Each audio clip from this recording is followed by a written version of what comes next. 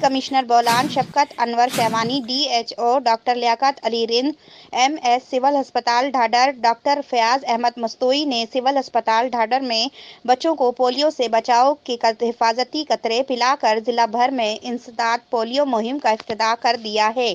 مہم کے دوران ضلع میں 56,260 بچوں کو پولیو وائرس سے بچاؤ کے قطرے پلائے جائیں گے۔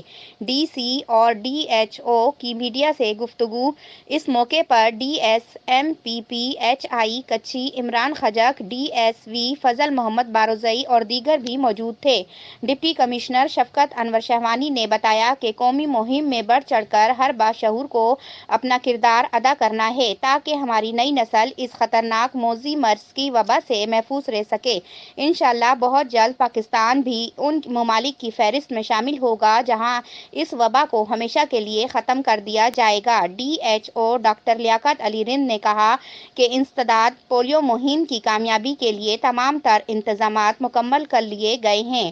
پولیو وائرس سے بچاؤ کے قطرے پلانے سے انکاری والدین کو بھی اس کی افادیت سے آگاہ کیا جائے گا تاکہ وہ اپنے بچوں کو حفاظتی قطرے پلا کر ان کی زندگی کو ہمیشہ کے لیے معذوری سے بچائیں۔